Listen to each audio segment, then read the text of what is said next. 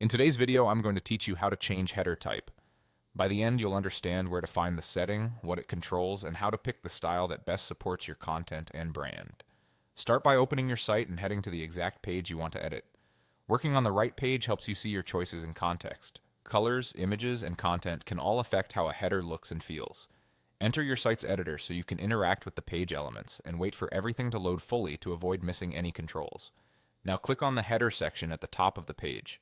This is the area that typically contains your logo, navigation links, possibly a search icon, and sometimes a call to action button. When you select it, you should see editing controls or a sidebar panel appear. If your builder uses global sections, the header may be marked as a site-wide element. That's okay, selecting it will still surface the controls for layout and style. The key is to make sure you have the header itself selected rather than another block nearby. In the header menu, look for the drop-down labeled Header Type. This is where the core personality of your header is defined.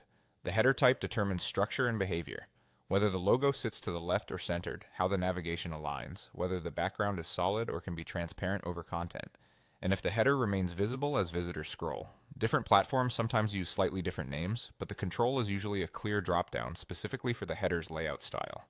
Next, choose one of the available options in that dropdown.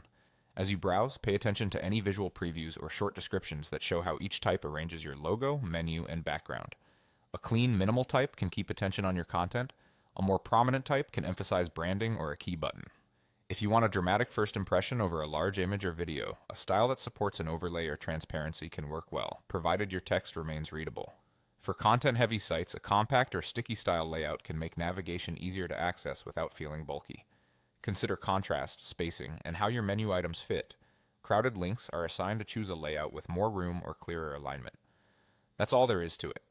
By navigating to the page, selecting the header, opening the header type dropdown, and choosing the design that matches your goals, you've successfully changed your header type and elevated your site's first impression.